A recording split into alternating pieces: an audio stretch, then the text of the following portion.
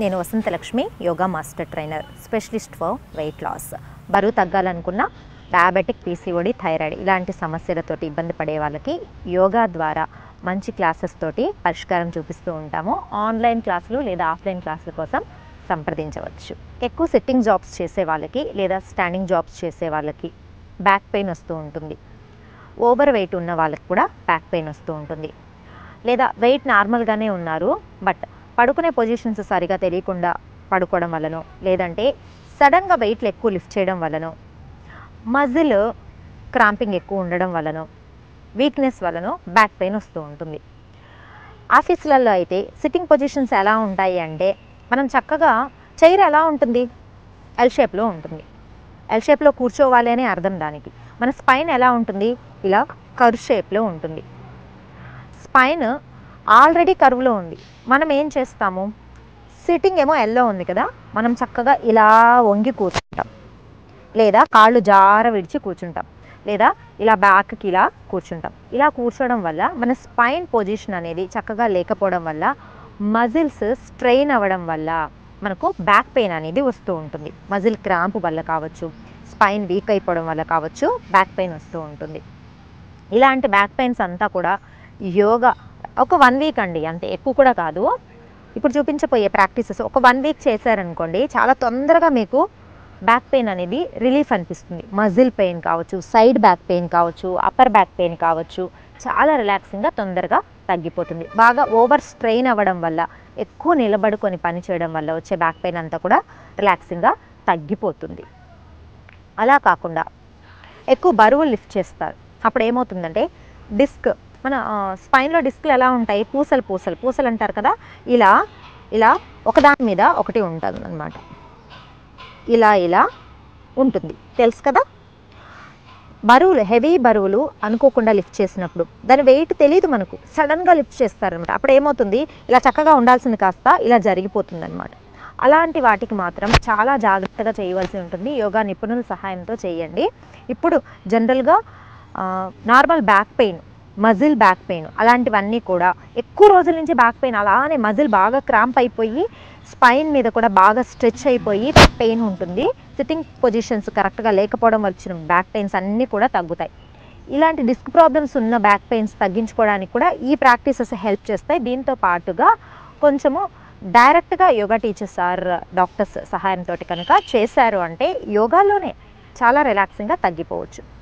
Back pain తగ్గడానికి ఎక్కువ sitting జాబ్స్లో ఉండడం వల్ల స్పైనే కాదండి, మెడ భాగం దగ్గర నుంచి పెయిన్ వస్తూ ఉంటుంది కదా, అలాంటి పెయిన్స్ అన్నిటికీ కూడా ఇప్పుడు ఎలా ప్రాక్టీస్ చేయాలి అనేది చక్కగా చూసి తెలుసుకుందాం. అంటే ఇప్పుడు నేను చెప్పిన కాన్వర్జేషన్ అంతా మీకు ఇందులో ఒక విషయం మాత్రం బాగా గుర్తుపెట్టుకోండి, ఎలా కూర్చోవాలి. ఇప్పుడు నేను కూర్చొని ఉన్నాను కదా, ఎలా కూర్చొని ఉన్నాను, బ్యాక్ బోన్ స్ట్రైట్గా ఉంది, చక్కగా రిలాక్సింగ్గా ఉంది. అలా కూర్చోవడము స్టార్టింగ్లో కొద్ది రోజులు కష్టంగా అనిపించవచ్చు, ఎందుకంటే మనం ఇన్ని రోజులు హ్యాపీగా ఇలా రిలాక్సింగ్గా కూర్చొని అలా అలవాటు అయిపోయి ఉంటుంది కదా. కాదు, ఇలా బ్యాక్ బోన్ స్ట్రైట్గా కూర్చోండి, ఎన్ని గంటల సేపు అయినా కూర్చోగలుగుతాం, ఎక్కడ మనకు బ్యాక్ పెయిన్ అనిపించదు, స్ట్రెయిన్ అనిపించదు. అలా అలవాటు మెల్లమెల్లగా అలవాటు చేసుకుంటూ ఉంటే ఎలాంటి ప్రాబ్లమ్స్ రాదు. ఎంతసేపు కూర్చున్నా, ఎంతసేపు నిలబడుకున్నా ఈ పోస్చర్ కరెక్షన్ మాత్రం ఖచ్చితంగా చేసుకోండి. ఒకవేళ లేదు మేడం మాకు బాగా అలవాటు అయిపోయింది, అలా కూర్చుంటే బ్యాక్ పెయిన్ వస్తుంది అంటారు కొంతమంది, ఎందుకంటే బాడీ ఆ పొజిషన్కి అలవాటు అయిపోయింది. అప్పుడు ఏం చేస్తారు అంటే, చైర్లో కూర్చున్నప్పుడు కూడా ఒక పిల్లో వెనకలు పెట్టుకోండి, ఆ గ్యాప్ మీకు సరిపోతుంది, అప్పుడు మీరు స్ట్రైట్గా కూర్చోగలుగుతారనమాట. సోఫాలో కూర్చున్నప్పుడు కూడా మరీ కిందకి జారినట్టు కూర్చోకుండా కొంచెం బ్యాక్కి స్ట్రైట్గా కూర్చున్నారంటే బ్యాక్ పెయిన్ సమస్యలు ఏవి రాకుండా ఉంటాయి. ఆల్రెడీ బ్యాక్ పెయిన్ వచ్చేసింది, మరి ఎలాంటి ప్రాక్టీసెస్ చేయాలో చాలా సింపుల్గా ఉంటాయి, రిలాక్సింగ్గా చూపిస్తాను చూడండి. మొదటగా ఇలా మోకాళ్ళ మీదకి వచ్చి రిలాక్సింగ్గా చూడండి, 2 చేతుల్ని ముందుకు పెడుతున్నాను, కాళ్ళ మధ్యలో గ్యాప్, ఎంత గ్యాప్ ఉండాలో కూడా చూపిస్తాను.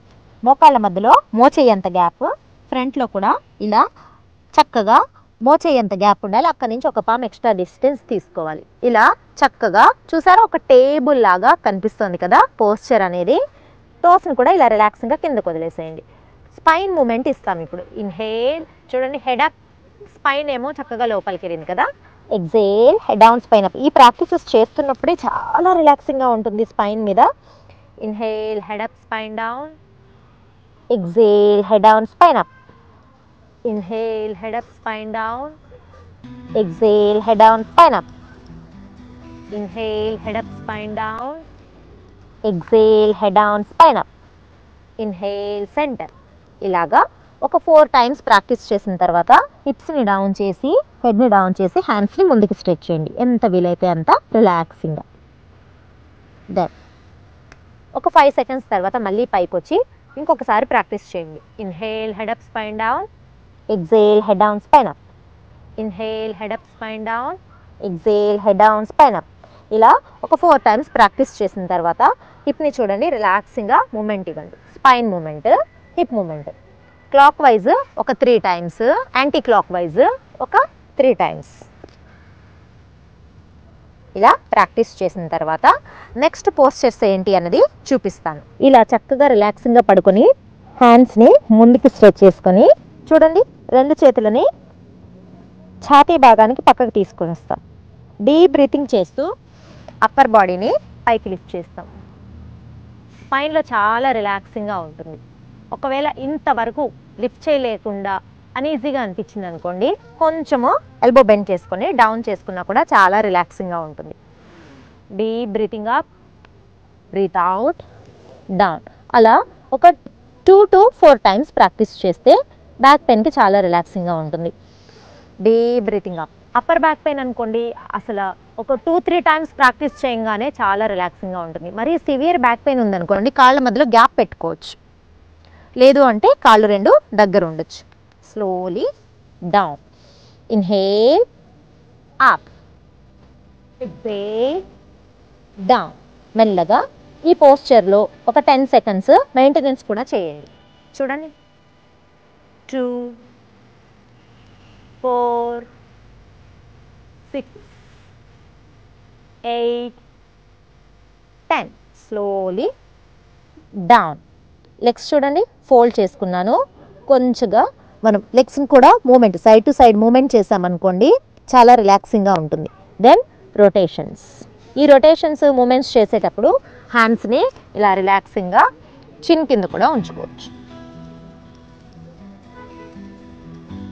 మకరాసన మూమెంట్స్ అంటారు.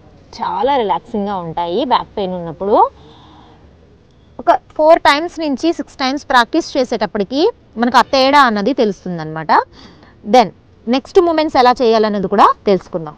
ఇలా శవాసనాలు రిలాక్సింగ్గా పడుకున్న తర్వాత 2 లెగ్స్ని ఫోల్డ్ చేసుకొని హ్యాండ్స్ ఇలా షోల్డర్ లెవెల్లో పెట్టుకోవాలి.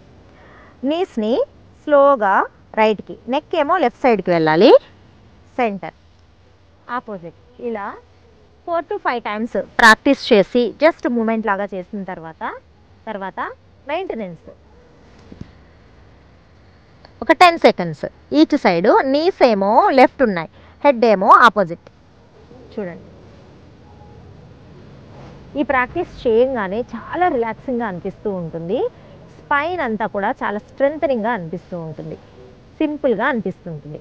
ఇప్పుడు చూపించినట్టు రిలాక్సింగ్గా ఈ పోస్చర్స్ అన్నీ కూడా ఒక 10 మినిట్స్ టైం కేటాయించి ప్రాక్టీస్ చేస్తూ ఉన్నారనుకోండి, ఇప్పుడే స్టార్ట్ అయిన బ్యాక్ పెయిన్ అనుకోండి, వితిన్ డేస్లో తగ్గిపోతుంది. ఒక 10 డేస్ ప్రాక్టీస్ చేసేటప్పటికి చాలా తేడా తెలుస్తుంది. పోస్చర్లో హోల్డింగ్ ఉండడం కూడా చూసుకోండి. తర్వాత నేను ముందుగా చెప్పినట్టు మీరు పోస్చర్ కరెక్షన్ కూడా చూసుకున్నారు అంటే, కూర్చోవడం మనం సిట్టింగ్ పోస్చర్ కరెక్షన్ కూడా చూసుకున్నారంటే చాలా ఈజీగా అనిపిస్తుంది. చాలా రిలాక్సింగ్గా తొందరగా బ్యాక్ పెయిన్ తగ్గిపోతుంది. ఇలాంటి ప్రాక్టీసెస్ ఇంకా ఎన్నో నేర్చుకోవాలి, బరువు తగ్గాలి, లేదా పీసీఓడి, డయాబెటిక్ ఇలాంటివన్నీ కూడా కంట్రోల్లోకి రావాలి అనుకున్నప్పుడు, రెగ్యులర్ యోగా చేయాలి అనుకుంటున్నప్పుడు మమ్మల్ని సంప్రదించవచ్చు క్లాసెస్ కోసం. నమస్తే.